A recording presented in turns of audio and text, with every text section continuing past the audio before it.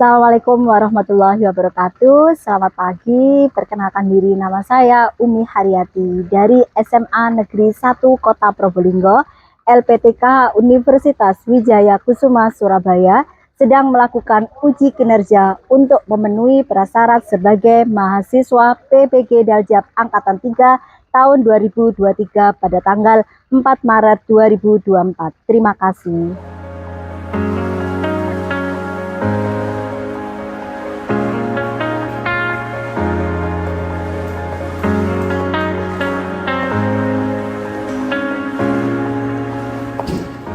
Assalamualaikum.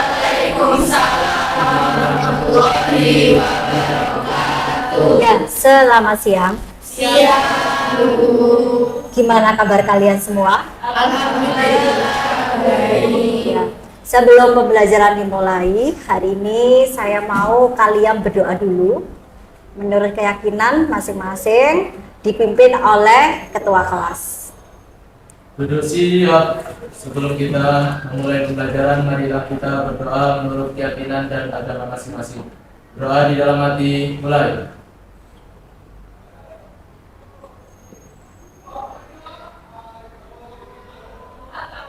Selesai.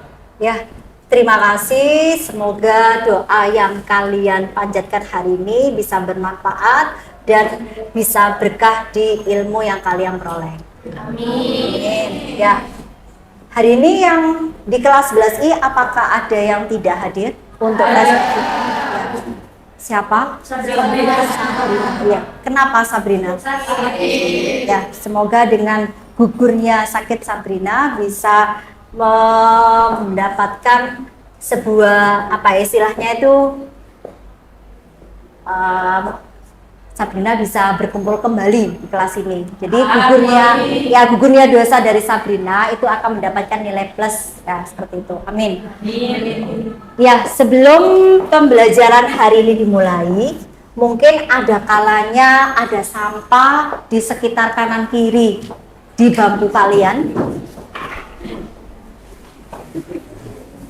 Bisa dibuang di tempat yang sudah disediakan di depan. Nah.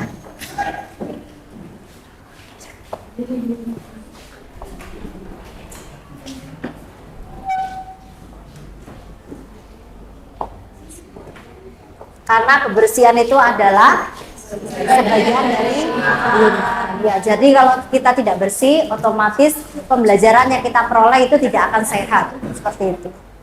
Sudah bersih semua? Oke, ya. Lanjut. Sebelum dimulai pembelajaran, mungkin ada yel-yel penyemangat untuk di kelas 11I. Ada? Yuk, bisa dimulai. Semangat, siap, siap, siap, siap. Tetap semangat, luar biasa. SMA Negeri 1 Kota Probolinggo.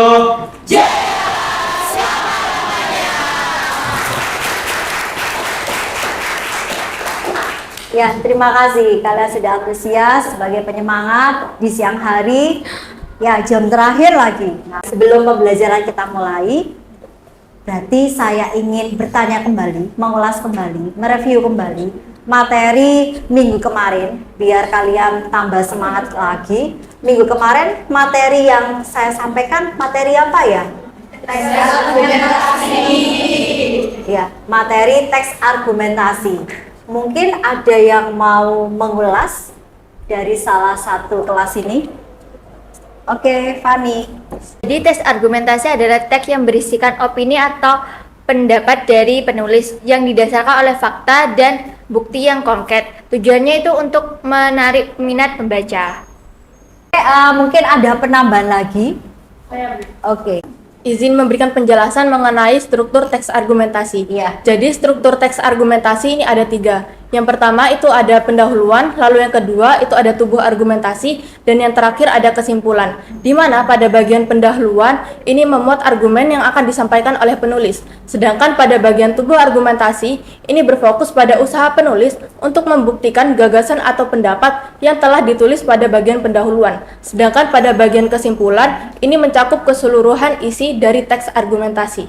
Lagi, apakah sudah mewakili ya pernyataan dari dua temanmu tentang materi minggu kemarin ya, tentang materi tes argumentasi? Mungkin ada yang masih belum paham tentang materi hari kemarin, minggu kemarin, maksudnya tentang tes argumentasi ya.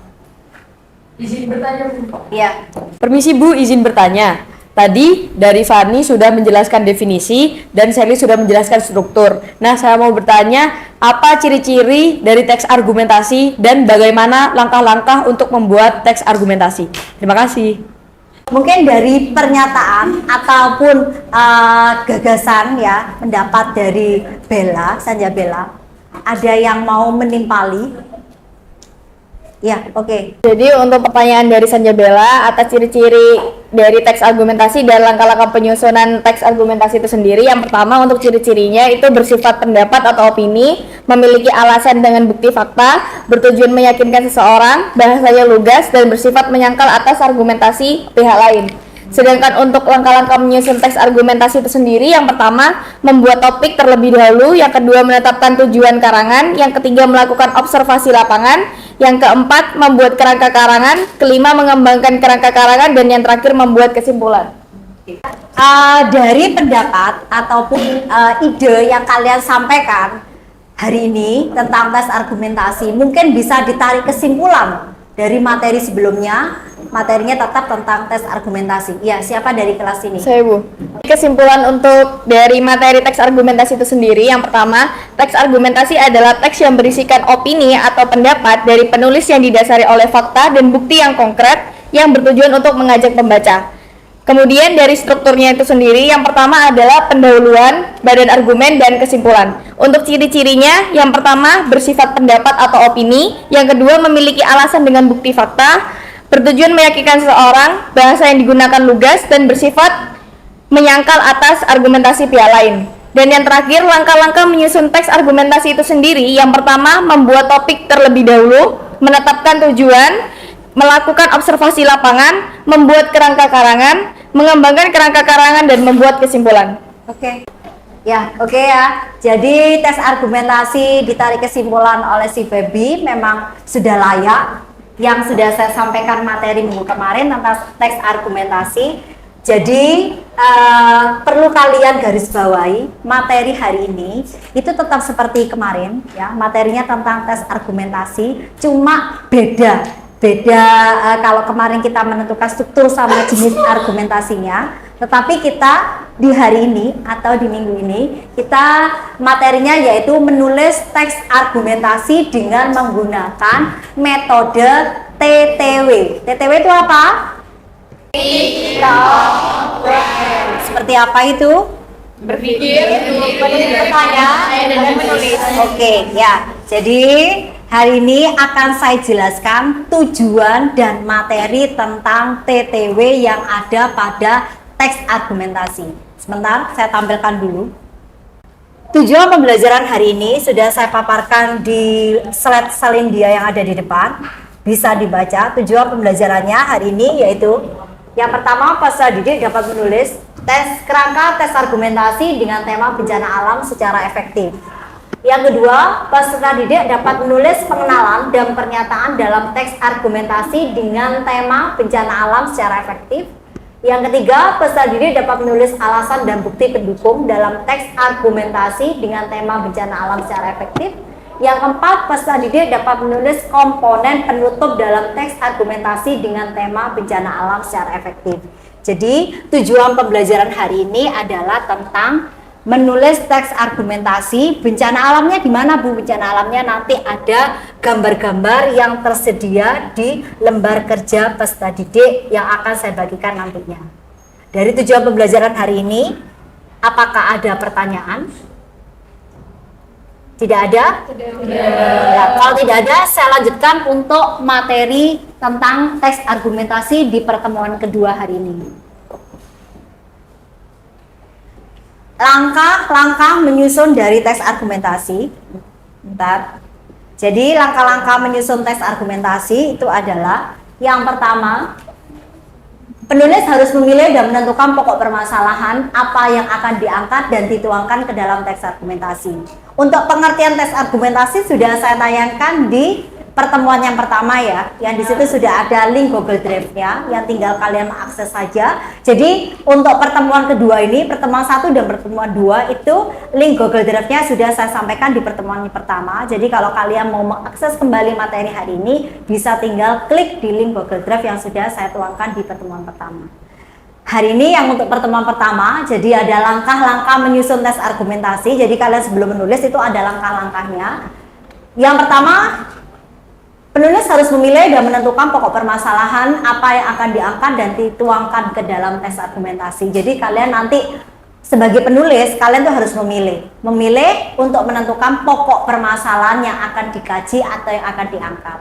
Yang kedua, selanjutnya penulis harus merumuskan pokok-pokok permasalahan yang dengan kalimat yang jelas dan membuat grafik yang besar. Jadi kalau sudah diangkat, tinggal kamu mencari inti-inti permasalahan yang ada pada topik, atau kamu memilih beberapa tips istilahnya inti di dalam sebuah permasalahan tersebut.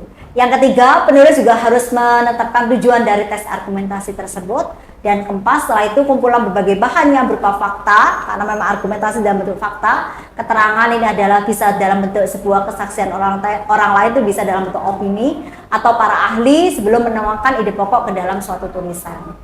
Jadi memang argumentasi dalam bentuk fakta ataupun pendapat dari beberapa orang yang menjadi narasumber atau menjadi tokoh relevan di dalam sebuah faktual cerita tersebut, secara fakta. Lalu lanjut, di sini yang kelima, ada penulis kemudian juga harus, ini tetap langkah-langkahnya ya, penulis kemudian juga harus sudah mempelajari pustaka dan membaca, mencatat kutipan yang akan dijadikan referensi dan data tulisan. Ini harus ada, jadi harus ada relevan. Nah, kalau tidak ada kutipan yang relevan itu bukan dalam bentuk sebuah tes argumentasi. Keenam, menganalisis, menguji, membandingkan, menghubungkan fakta, keterangan, kesaksian, catatan, dan kutipan, kemudian menguraikan dan menyusun keterangan dengan menarik dan logis serta membuat simpulan atau ringkasan teks argumentasi. Dan tahap terakhirnya adalah penulis harus membaca ulang teks argumentasi yang sudah dibuat untuk mengetahui kelengkapan dan juga memastikan tulisan sudah sempurna atau sudah layak. Seperti itu. Lanjut. Dari langkah-langkah tersebut, ya, apakah ada pertanyaan? Tidak ada ya. Saya lanjutkan ya. Selanjutnya di sini adalah pola pengembangan teks argumentasi. Pola pengembangannya itu ada sebab dan ada akibat. Ini sudah menjadi sebuah keharusan di dalam sebuah tes argumentasi. Jadi pola pengembangan tes argumentasi, sebabnya dan akibatnya itu seperti apa, berawal dari peristiwa awal yang dianggap sebagai penyebab, kemudian teks berjalan menuju ke bagian simpulan yang berupa efek atau akibat yang ditimbulkan dari peristiwa tersebut. Jadi ada sebab dan juga ada akibatnya. Seperti ini nanti akibatnya seperti itu. Tetapi dalam bentuk sebuah pernyataan fakta. Lalu lanjut berikutnya. Pola pengembangan akibat ke sebab. Kalau tadi sebab ke akibat, kalau sekarang akibat ke sebab. Seperti apa? Pola pengembangan tes argumentasi selanjutnya adalah pola pengembangan akibat dan sebab. Dimulai dari menjelaskan suatu masalah yang dianggap sebagai akibat, kemudian bergerak menuju ke hal-hal yang dianggap sebagai penyebab masalah atau peristiwa yang terjadi di dalam tes argumentasi. Jadi akibatnya seumpama seperti ini, berarti untuk bagaimana sebabnya. Nah, kalau tadi sebabnya seperti ini bisa menjadi akibat. Nah, sekarang kembalikannya dari akibat menuju ke sebabnya. Seperti itu. Lanjut. Nah, cukup dari materi yang saya paparkan hari ini. Mungkin ini ada pepatah saja, bisa kalian baca. Jadi pepatah saya bisa dibaca. Yang dibahas tentang pameran materi, tetapi tentang pertumbuhan pribadi, kedamaian batin, dan kebahagiaan yang sejati. Ya, mungkin itu tujuan dari materi hari ini. Jadi materi yang saya paparkan hari ini yaitu tentang menulis. Jadi kalau menulis teks argumentasi dengan model pembelajaran PTW yang dimana tadi tentang langkah-langkahnya, tentang pola pengembangannya sampai kalian membuat sebuah produk atau karya. Oke, kalau gitu, kalau tidak ada pertanyaan nggak dari seputar materi hari ini? Tujuan yang sudah saya sampaikan, materi yang sudah saya jelaskan, apakah ada pertanyaan? Tidak ada? Oh, sudah jelas semua ya? Oke. Kalau sudah jelas semua, mari kita bentuk ke suasana kelas kecil. Dari suasana kelas besar seperti ini, kita langsung berkolaborasi, berinvestigasi dengan kelompok-kelompok kecil. Mari kalian lakukan.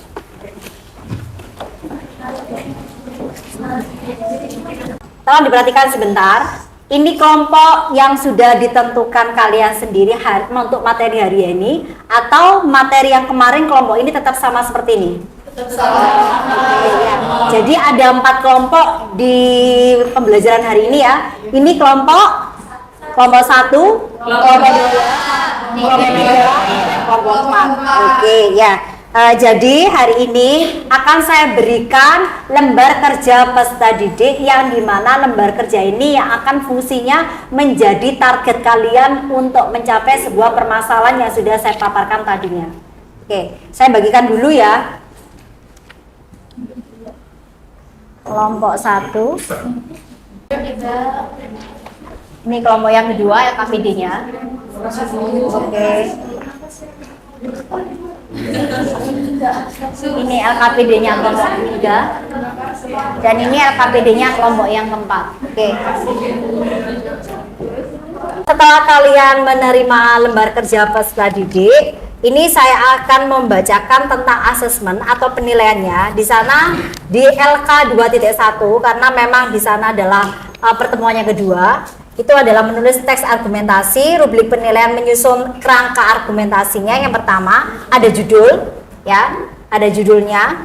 Terus ada unsur-unsur teks argumentasi, ada kaidah kebahasaan atau penulisannya, dan kesesuaian isi dengan topik. Maksudnya di sini judul, jadi kalian menulis teks argumentasi judulnya apa. Kalau memang kerangka judulnya itu sangat sesuai, itu poinnya 25. Kalau di situ sesuai saja, nilai poinnya 20, 15 berarti cukup, dan yang 10 yaitu kurang. Dan unsur-unsurnya juga harus ada, unsur-unsur tes argumentasi kalau memang sangat sesuai, nilainya angka poinnya 25. Kalau sesuai saja angka poinnya 20. Kalau 15 berarti cukup, dan kalau 10 berarti kurang. Sedangkan untuk kaidah kebahasan atau penulisannya sama, jika kalian sangat sesuai berarti yang sangat sempurna itu kriteria skornya 25. Jika sesuai kriteria 20, sedangkan kalau 15 itu adalah cukup dan 10 adalah kurang. Sedangkan kesesuaian isi dengan topik itu sama jika jawaban sangat sesuai dengan gambar. Nah, di situ ada gambar ya. Jadi kalau memang kesesuaian isi dengan topik kamu sangat sesuai berarti nilainya poinnya 25. Kalau seumpama jawaban sesuai saja berarti 20, cukup 15 dan 10 adalah kurang. Kesimpulannya berarti nilai sama dengan jumlah skor akhir dari setiap aspek seperti itu. Jadi aspek penilaiannya ada judul, saya ulangi lagi, ada judul, ada unsur-unsur teks argumentasi, ada kaidah kebahasan atau penulisan, dan yang terakhir adalah kesesuaian isi dengan topik. Itu untuk LK 2.1 yang ada di LKPD yang sudah kalian terima masing-masing kelompok. Terus di LK 2.2 itu adalah rubrik penilaian mengembangkan kerangka argumentasinya. Di sini ada komponen penilaiannya, ada isi karangan, ada skor 20, 16, 12, 8, 4. Itu adalah skor penilaiannya. Kalau 20 berarti menyatakan faktanya itu harus sesuai dengan topik, minimal ada 3 fakta. Kalau skor 20 untuk isi karangannya. Jadi faktanya itu ada isi karangan sangat meyakinkan pembaca, isi karangan sesuai dengan jenis karangan yang dimaksud, antara judul dan isi karangan harus jelas atau sesuai. Sedangkan untuk skor 16 hanya mampu menyebutkan 2 fakta saja. Berarti hanya 2 fakta, hanya meyakinkan pembaca isi karangan sesuai dan jenis karangan yang dimaksud. Untuk 12 hanya mampu menyebutkan 1 fakta. Sedangkan kalau 8 hanya mampu menyebutkan 1 fakta namun tidak berkaitan dengan topik karangan. Kalau yang 12 hanya 1 tapi bisa berkaitan dengan topik karangan. Kalau 8 hanya menyebutkan 1 tetapi tidak berkaitan dengan topik karangan. Yang keempat itu tidak menyebutkan fakta. Jadi hanya ada isi karangan saja dan tidak meyakinkan. Itu poinnya 4 untuk isi karangannya. Sedangkan yang nomor 2, komponen penilaiannya yaitu organisasi karangannya. Jika 20, skor 20, struktur karangannya benar, ada pendahuluan, ada isi, penutup, antar paragraf mempunyai hubungan yang koheren. Satu paragraf terdiri dari 2 sampai 3 gagasan utama. Satu paragraf ada yang hanya terdiri dari 2 atau 1 kalimat. Untuk poin 16 ya, itu struktur karangannya benar, ada pendahuluan, isi, penutup, antar paragraf mempunyai hubungan yang koheren. Satu paragraf ada yang terdiri dari 2 sampai 3 gagasan utama. Satu paragraf ada yang hanya terdiri dari 2 atau 1 kalimat. Untuk 12, struktur karangannya pendahuluan, isi, penutup kurang tepat dan kurang berurutan. Itu untuk poin 12. Sedangkan 8, struktur karangan pendahuluan, isi, penutup kurang berurutan, antar paragraf kurang mempunyai hubungan yang koheren. Satu paragraf ada yang terdiri dari 2 sampai 3 gagasan. 4, struktur karangan pendahuluan, isi, penutup tidak tepat dan tidak terlihat sama sekali. Untuk skor nilai 4 di komponen penilaian organisasi karangan. Dan yang ketiga itu tata bahasanya. Jadi berkaitan, tata bahasa untuk skor 20, struktur kalimatnya sekurang-kurangnya terdiri dari 1 subjek dan predikat, antar kalimat koheren ada, bahasa yang digunakan baku. Jadi kalau tidak baku berarti tidak layak atau kurang seperti itu. 16, struktur kalimat terdiri dari 1 subjek predikat, antar kalimat koheren, bahasa yang digunakan cukup baku. 12, struktur kalimat terdiri dari SP atau subjek predikat, antar kalimat kurang koheren namun masih dapat dimengerti, bahasa yang digunakan lebih banyak dan kurang baku. 12. 8, struktur kalimatnya kurang jelas dan berbelit-belit, antar kalimat kurang koheren dan dengan bahasa yang tidak baku. 4, struktur kalimat kurang jelas dan menimbulkan makna ganda. Untuk skor jika tata bahasanya 4 dan menggunakan bahasa yang tidak baku. Diksi dan pilihan kata, untuk yang terakhir diksi dan pilihan kata dan ejaannya. Jadi diksi dan pilihan katanya untuk nomor 20, skor 20. Pilihan katanya tepat, lazim, rasional dan denotatif. 16, pilihan kata tepat tidak menimbulkan keraguan dan rasional. Untuk 16. 12, pilihan kata kurang tepat tetapi masih rasional dan denotatif. 8, pilihan kata tidak tepat, tidak lazim dan kurang rasional. Sedangkan untuk poin 4, pilihan katanya tidak tepat dan tidak lazim. Sedangkan untuk 5, ejaannya yang nomor poin 20, menguasai aturan penulisan tanda baca, kata ulang, kata serapan dan huruf kapital, hanya terdapat beberapa kesalahan ejaan. 16, kurang menguasai aturan penulisan tanda baca, kata ulang, kata serapan dan huruf kapital, terdapat beberapa kesalahan ejaan. Untuk untuk skor 12, kurang menguasai aturan penulisan tanda baca, kata ulang, kata serapan dan huruf kapital, terdapat banyak kesalahan ejaan. Untuk skor 8, banyak penggunaan tanda baca, penulisan huruf kapital, penulisan kata ulang dan kata serapan yang tidak tepat. Untuk skor 4, penggunaan tanda baca tidak tepat, banyak kesalahan dan sulit dimengerti. Rumusnya NA sama dengan skor ya LK2 LK2.1 yang tadi rubrik penilaian menyusun kerangka ditambah skor LK2.2 dibagi 2, seperti itu. Paham ya? Jadi ini adalah tata cara jika kalian nanti menyelesaikan yang ada di LKPD kalian 2.1 dan 2.2.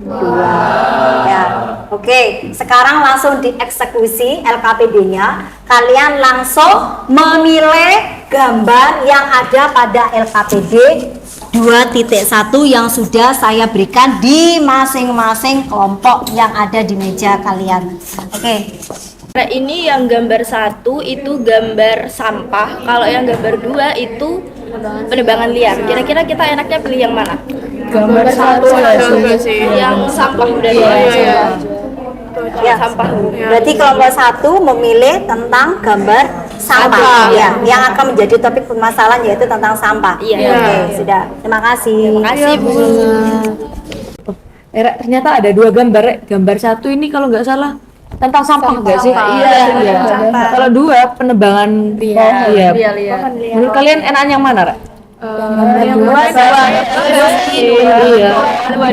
menurut kita. Oh ya, wis. Berarti menurut gambar 2 semua ya? Oke. Gambar 2. Oke. Oke, untuk kelompok 2 berarti tentang penebangan pohon.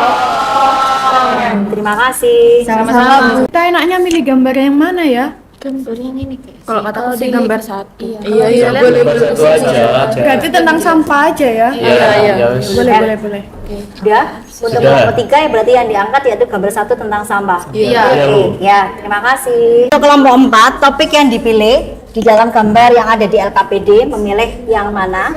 Kita mau pilih gambar yang gambar 1 apa gambar 2? Gambar 2 aja ya. Iya, berarti memilih penebangan pohon secara liar. Oke, berarti kelompok 4 memilih topik permasalahan di gambar yang kedua, penebangan pohon secara liar. Ya, terima kasih. Terima kasih kembali, Bu.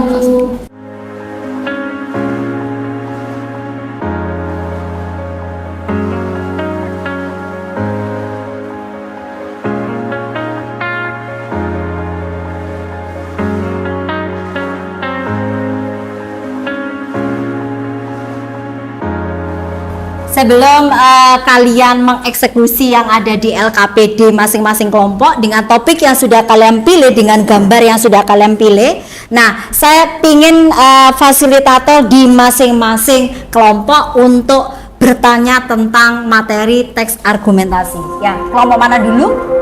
Oke. Bertanya, mengapa penting menyajikan bukti dan fakta yang relevan dalam teks argumentasi? Izin menjawab pertanyaan yang sudah diberikan oleh kelompok 2. Menyajikan fakta dan bukti yang relevan dalam teks argumentasi tersebut sangat penting. Yang pertama karena membuat argumen yang ada pada teks argumentasi tersebut lebih kuat dan meyakinkan. Yang kedua, membantu pembaca atau pendengar memahami dan menerima pendapat yang ada pada teks argumentasi tersebut. Yang ketiga, menunjukkan bahwa pendapat Anda berdasarkan informasi yang valid dan dapat dipercaya. Yang keempat, meningkatkan keabsahan dan kredibilitas teks argumentasi tersebut. Dan yang terakhir, mencegah atau mengamankan informasi dalam upaya mendukung pendapat dengan meyakinkan bukti dan fakta yang relevan. Anda dapat membangun argumen yang lebih kuat dan meningkatkan peluang untuk mempengaruhi pendapat pembaca atau pendengar. Saya ingin bertanya seputar teks argumentasi. Mengapa penting bagi penulis teks argumentasi untuk memahami sudut pandang yang berbeda?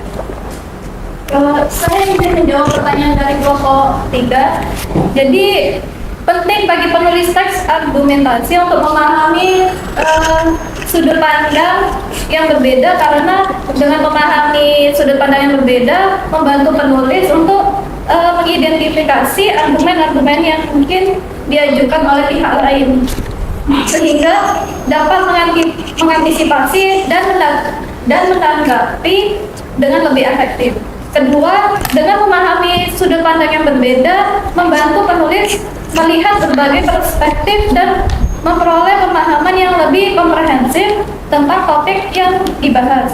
Ketiga, dengan memahami sudut pandang yang berbeda, penulis dapat memperkuat argumen-argumennya dengan menanggapi secara langsung terhadap penolakan atau kontra argumen yang mungkin muncul.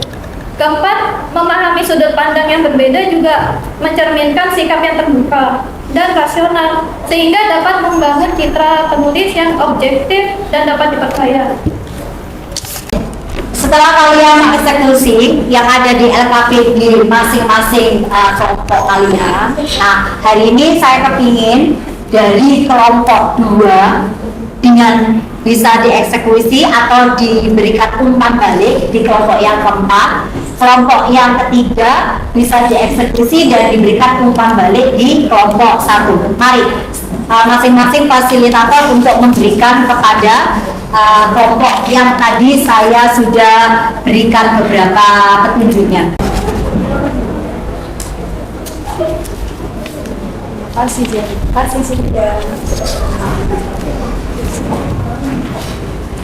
Ya, setelah kalian bertukar dengan masing-masing kelompok yang sudah tadi saya sampaikan, jadi kelompok 3 nanti mendapatkan umpan balik dari kelompok 1. Monggo kelompok 1 bisa diberikan umpan baliknya. Dari teks LKPD kelompok 3, teks argumentasi yang Anda tulis secara keseluruhan sangat baik dalam menyampaikan pentingnya menjaga keberlangsungan lingkungan dengan mengurangi pembuangan sampah sembarangan ke sungai. Pendahuluan memberikan latar belakang yang cukup, namun dapat diperkuat dengan data atau fakta yang spesifik. Bagian isi menjelaskan penyebab, akibat, dan langkah-langkahnya dengan jelas, meskipun dapat diperkaya dengan contoh konkret.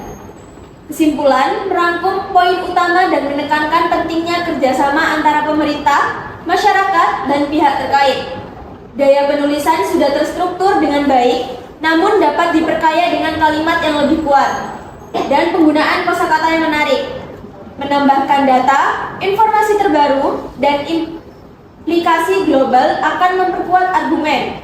Secara keseluruhan, teks ini memiliki potensi menjadi argumen yang lebih kuat dan persuasif dalam memotivasi upaya menjaga keberlanjutan lingkungan. Bisa nanti direvisi dari hasil umpan balik dari kelompok 1. Untuk kelompok 3 sudah bisa direvisi nanti ya, seperti itu ya. Oke. Sekarang untuk kelompok keempat ya, umpan baliknya nanti akan ditanggapi oleh kelompok 2. Yuk, kelompok 2 bisa ditanggapi pernyataan LKPD-nya kelompok yang keempat. Teks argumentasi tersebut memiliki struktur yang jelas dan konsisten. Pendahuluan memberikan latar belakang yang menghubungkan keberlanjutan lingkungan dengan masalah banjir akibat penggundulan hutan. Sementara pernyataan masalah menegaskan pentingnya menjaga keberlanjutan lingkungan dan hubungan sebab akibat yang relevan. Bagian isi memberikan penjelasan yang komprehensif tentang penggundulan hutan dan dampaknya terhadap banjir, dengan contoh dan penjelasan yang kuat. Bagian kesimpulan memberikan ringkasan argumen yang menekankan pentingnya menjaga keberlanjutan lingkungan dan perlindungan hutan sebagai langkah pencegahan banjir, serta ajakan tindakan yang relevan.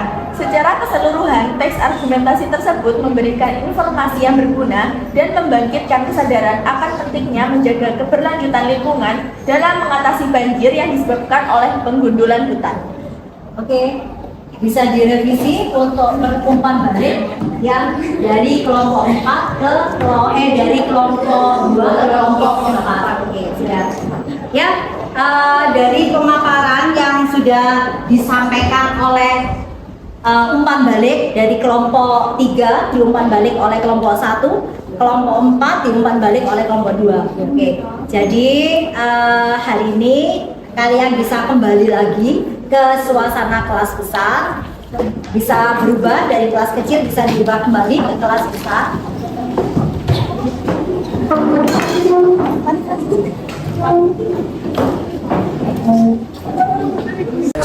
Ya, pembelajaran hari ini sudah kalian lakukan dengan cara kalian menyelesaikan LKPD di pertemuan yang kedua 2.1 dan 2.1 dan 2.2 yang dimana sudah diberikan umpan balik dengan masing-masing kelompok. Saya ingin salah satu bisa menarik kesimpulan dari materi hari ini.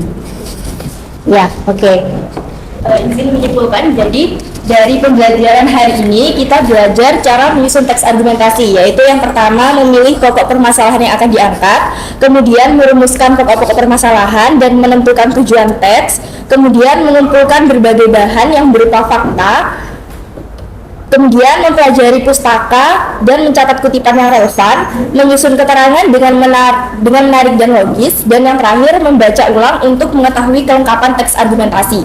Selain itu, teks argumentasi juga memiliki beberapa pola pengembangan, yaitu pola pengembangan dari sebab ke akibat dan pola pengembangan dari akibat ke sebab. Oke, mungkin ada penambahan lagi ya dari Sanjabella.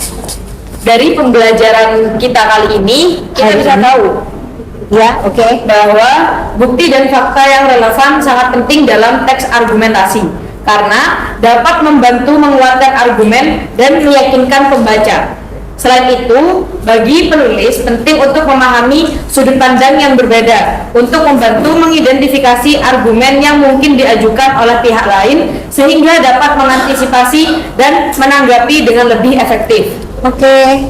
Selain itu, penting juga untuk menggunakan bahasa yang persuasif, karena bahasa persuasif dapat membantu penulis menyampaikan pendapat atau argumen secara efektif dan mempengaruhi emosi dan keyakinan pembaca.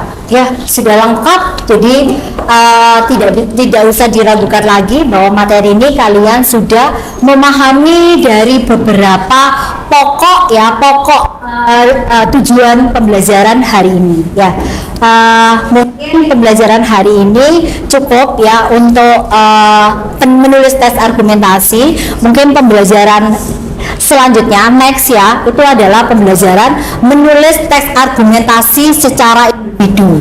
Kalau tadi kita masih dalam topik permasalahannya, jadi kalian kupas topik permasalahan dengan investigasi kelompok ya. Kalau sekarang kalau nanti nextnya kalian menulis atau menghasilkan produk secara individu. Nah, seperti itu. Motivasi saya hari ini, semoga pembelajaran hari ini membawa sebuah keberkahan. Ilmu yang saya berikan itu juga bermanfaat di kemudian harinya. Cukup sekian pembelajaran hari ini. Selamat siang. Assalamualaikum warahmatullahi wabarakatuh. Waalaikumsalam.